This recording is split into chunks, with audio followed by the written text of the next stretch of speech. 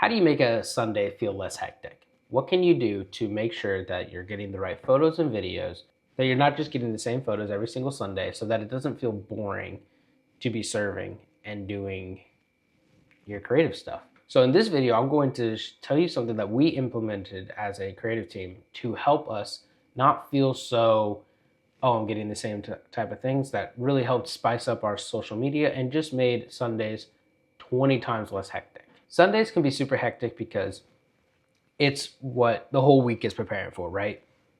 Is a Sunday morning. And as a creative team, we are the ones who are capturing the Sunday morning. We've done all the videos and all the news and everything like that, trying to get ready for the week during the week so that it could be presented on that Sunday. And then on Sunday, we're taking the photos, we're getting video, we're making sure that we're capturing the right events and everything like that. And it can get really hectic sometimes. And you just don't want to feel like you're getting the same type of thing every single Sunday. You're not wanting to do just the same 4 type of photos and then being like, okay, well, our social media, we need to post on social media, but I've posted the same type of photos for the last 4 weeks. What can I do? And that's where a shot list comes in. Shot lists, I know, are super common. Photographers and videographers use a shot list. To break down what a shot list is, for those who don't know, it is a list of photos or videos that you need to be getting for that week. We do 2 services. We have 2 volunteers, creative people that we get for the first service and the second service, and we want to make sure that they're not getting the same type of things each time, right? So how do we do that? We write down on a piece of paper, hey, I need you to go get parking team, kids, and worship for one of the people. So for the other person, we're like, hey, we need you to get lobby, cafe, maybe kids check-in, or maybe the thumbnail because we post on YouTube, so we like to get like a thumbnail of the preacher preaching. So we'll tell them that, and then they know, okay, cool, these are the type of photos that they need to get. And they know, hey, you can vary off of that. Like if you're like, ooh, you know what, this would be a cool photo to get as well, you can get that, but these 3 to 5 things are the ones that we really, really need you to get for this service. Like that's a must, and then whatever else you get is just bonus. Now we're just gonna kind of break down how you create a shot list for those who don't know, or just want some tips or tricks, or have been doing it, but they're like, oh man, it's just kind of getting kind of hectic with it. These are just kind of the things that we use. So the first one is know who's serving.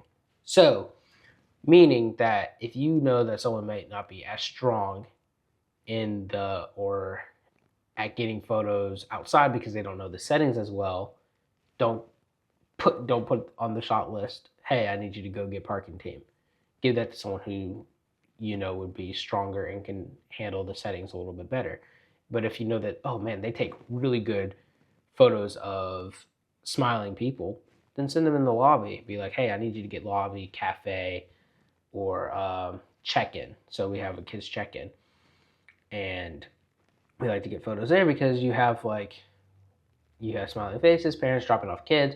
So, or you have like people in the lobby hugging, praying for each other, or getting coffee. So in this way, you just want to cater your shot list towards that person. So do with their strengths and their weaknesses. Point number 2 on like how to create it kind of, and just like what to look out for, is identify what's going on in your church.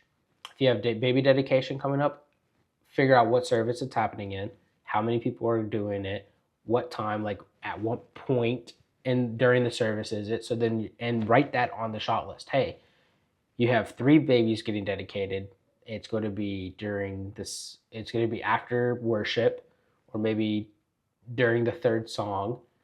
So just so that they know what's going on. Or maybe you have baptisms going on. Write down during the 3rd song, right? Write down, hey, we have this many baptisms during the 3rd song. So make sure that you're standing where you need to be and that you're getting those type of photos. So yeah, just identify what's going on in your church. Don't just make one and not have and then be like, oh crap, I forgot that we had baby dedications, or maybe it was the 11-year anniversary of your church or something like that, Making sure that you identify what is going on in your church so that you're not missing anything. A big one is if you use socials for your church, which I feel like every church should be using socials. This is how you communicate with your church now. Everyone uses socials. So if you're not using socials, I'll make a video on that. But it's very important to use socials. But look through your socials. What don't you have? What do you have? Make sure that you're not just posting the same type of photos. I've been saying that, but I feel like that's very important. Make sure that you're not just posting the same type of photos. Look through that and then write your shot list based on that. That's why you have the shot list anyways, is so that the people serving and getting the footage and the photos don't feel like they're just getting the same thing. And whenever you're looking through, you're not having 50 of the same photos, you're having some to mix up and you can use them for this or that. So yeah, just make sure that if you have more than one, don't give them the same type of shot list for both services. Switch it up. But yeah, once you get that all done, then you just make out a shot list. I suggest making the shot list well before Sunday and then adjusting it if need be before that Sunday. And then we like to put them on sticky notes, kind of just like a sticky note. We'll put them on there, and then some of them will just stick it to the bottom of the camera, or they'll keep it in their hand, just so that they can physically see what their shot list is, and we don't just text it to them. We give them a physical copy of their shot list so that they can like refer back to it. It's just what we like to do. So yeah, here's some extra little bonus tips. And one is keep your shot list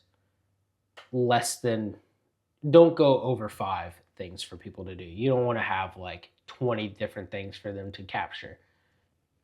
If you have, like, let's say that you want 20 things captured, or let's say that you want 10 things captured, give 5 to one person, 5 to the other. Don't try to capture 10 in one service.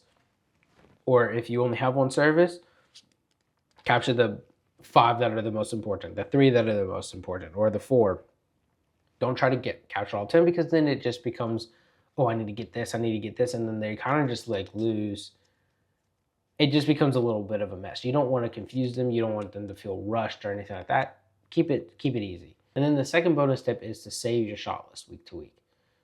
Take photos of them or something. So then you kind of just know what you've been getting, and again, you're not falling into that repetitive nature of getting the same type of thing. So like if you're seeing, hey, we've been getting kind of the same thing each week, you can look at your shot list and be like, oh, you know what? Cool. Last week they got parking team, but they didn't get check-in, or they didn't get kids, so maybe I'll send them the kids this week.